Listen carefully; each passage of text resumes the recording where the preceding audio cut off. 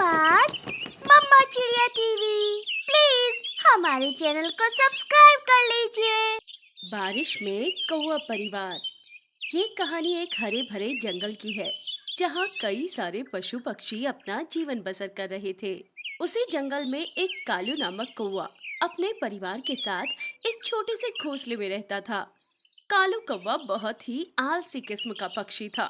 वो हमेशा आलस करता रहता। एक दिन कालू कौवा अपनी पत्नी चमेली कौवी से कहता है, चमेली, देखना, इस बार बारिश में सबसे मजबूत घोंसला हमारा ही होगा। कालू कौवे, पिछली बार पता है ना आपने क्या किया था? आप जंगल के बाहर से कितनी सारी लकड़ियां ले आए थे और मुझसे कहने लगे थे कि ये लकड़ियां मजबूत हैं, और वो सारी लकड़ियां पहली ही बारिश में टूटकर छन्नी छन्नी हो गई थी और हमें बरसात के पूरे 4 महीने एक पेड़ की डाली पर पानी में बैठकर बिताने पड़े थे। हाँ चमेली, मुझे पता है, पर इस बार ऐसी गलती नहीं होगी। इस बार मैं अपने घोंसले के लिए इतनी मजबूत लकड़ियां ले आऊंगा कि वो बारिश से तो क्या, किसी तूफान से भी नहीं टूटेगी। एक बात और याद रखना कालू कौवे, इस बार हमारे घोंसले में हमारे 2 छोटे बच्चे चुन्नू और मुन्नू कौवे भी हैं। इसलिए हमें अपने घोंसले को बहुत ही मजबूत बनाना होगा ताकि हमारे बच्चों को बरसात के पानी से किसी भी तरह की तकलीफ ना हो। दोनों काफी समय तक वहाँ बातें करते रहते हैं। तभी कालू कौवा उड़ते हुए जंगल में आता है। तभी वो देखता है कि जंगल के कई सारे पक्षी अपने अपनी चोंच और पैरों में कुछ लकड़ियां ले जा रहे थे। ये देखकर कालू कौवा एक टोनी नामक चिड़िया से कहता है, अरे चिड़िया बहन, आप सब ये लकड़ियां कहाँ से ला रहे हो? ये लकड़ियां तो काफी मजबूत दिखाई दे रही है। हाँ कौवे भाई, ये लकड़ियाँ काफी मजबूत हैं और ये लकड़ियाँ हम पहाड़ी वाले जंगल से ला रहे हैं। इन लकड़ियों से अपना घोंसला बनाकर हम अपने घोंसले को मजबूत बनाना चाहते हैं ताकि बरसात के पानी से हमारा घोंसला न टूटे और हम बरसात के पानी से बचकर सुरक्षित अपने घोंसले में रह सके।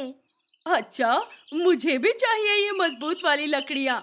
मैं भी अपने घोंसले को मजबूत बनाना चाहता हूँ। तो फिर आप भी जाइए उस पहाड़ी वाले जंगल में, वहाँ पर काफी सारी मजबूत लकड़ियाँ हैं। इतना कहकर टोनी चिड़िया वहाँ से चली जाती है।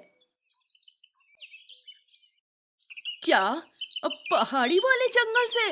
वो पहाड़ी वाला जंगल तो यहाँ से काफी दूर है। मुझसे तो इतनी दूर तक उड़ा भी नहीं जाता। अब मैं क्या करूं? मुझे भी अपना घोंसला मजबूत बनाना है, वरना इस बरसात में तो मेरे बच्चे पानी में भीगकर बीमार पड़ जाएंगे। कालू कौवा एक नंबर का आलसी पक्षी था। वो जंगल में इधर से उधर घूमने लगता है। तभी उसकी नजर पक्षियों के घोंसलों पर पड़ती है। जंगल के हर पक्षी ने तो अपने अपने घोंसले पहाड़ी वाले जंगल की मजबूत लकड़ियों से बना रखे हैं। एक काम करता हूँ, रात को चुपके से जंगल में आता हूँ और इन सारे पक्षियों के घोंसलों से एक एक मजबूत लकड़ी चुराकर अपने घोंसले में ले जाता हूँ और उसी से अपना घोंसला मजबूत बना लेता हूँ। कालू कौवा अपने घोंसले में चला जाता है और अपनी पत्नी चमेली कौवी को सारी बात विस्तार से बताता है। अरे, जब लकड़ियां उस पहाड़ी वाले जंगल में मिल रही हैं, तो फिर जंगल के पक्षियों के घोंसलों से वो मजबूत लकड़ियां चुराने की क्या जरूरत है? आप उस पहाड़ी वाले जंगल से ही ले आइए ना मजबूत वाली लकड़ियां। अरे चमेली, तुम्हें तो पता है ना, मुझसे इतनी दूर तक उड़ा नहीं जाता, और वैसे भी हम इतनी दूर से लकड़ियां लाने की मेहनत क्यों करें?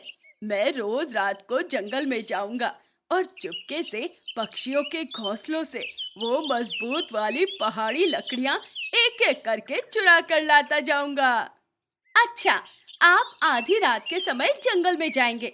सपना तो नहीं देख रहे ना आप? क्योंकि अंधेरा होते ही तो आपको नींद आने लगती है, और जब आपको नींद आती है उस समय तो आपको नींद के सिवा कुछ भी नहीं सूझता।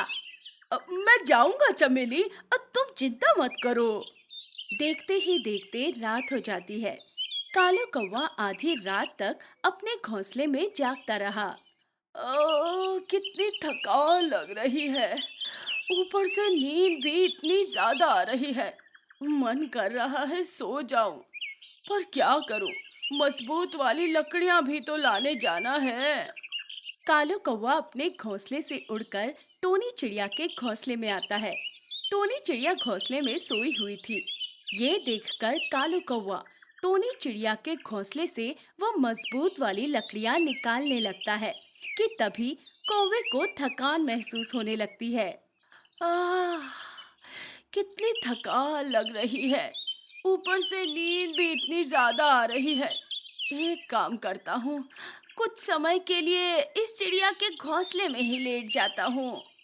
कालू कौवा एक नंबर का आलसी पक्षी था। वो जैसे ही टोनी चिड़िया के घोंसले में लेटता है, उसे नींद लग जाती है। अगले दिन सवेरे टोनी चिड़िया की आंख खुलती है तो कालू कौवे को अपने घोंसले में सोता देख टोनी चिड़िया हक्का बक्का रह जाती है। ये कालू कौवा मेरे घोंसले में कैसे आ गया? उठिए कौवे भाई उठिए। टोनी चिड़िया कालू कौवे को उठा देती है। कालू कौवा जैसे ही नींद से जागता है तो टोनी चिड़िया को देखकर वो हक्का बक्का रह जाता है। अरे, ये क्या हो गया मुझसे? मैं तो यहाँ लकड़ियाँ चुराने आया था और मैं रात को इसी घोंसले में सो गया। ये क्या हो गया मुझसे? कालू कौवा जैसे तैसे बहाने बनाकर टोनी चिड़िया के घोंसले से उड़कर अपने घोंसले में चला जाता है और चमेली कौवी को सारी बात विस्तार से बताता है। ये सुनकर चमेली कौवी गुस्से में आग बबूला हो जाती है।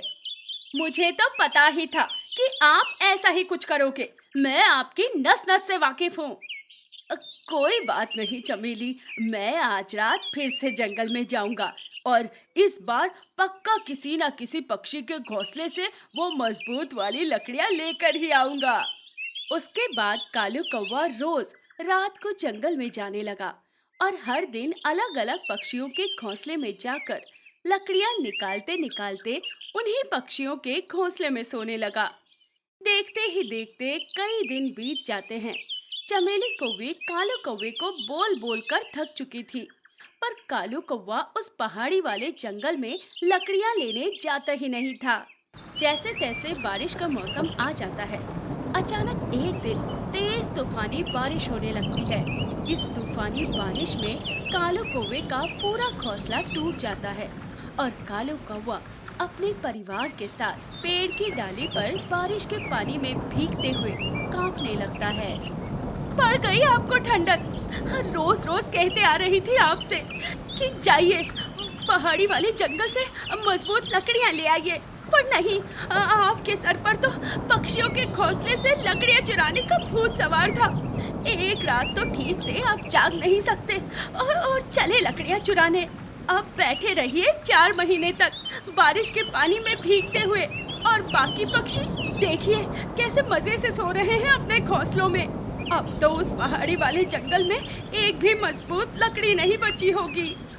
मुझे माफ कर दो चमेली, मैं अगले साल पक्का उस पहाड़ी जंगल से लकड़ियां लाऊंगा और आज के बाद कभी चोरी के बारे में सोचूंगा भी नहीं।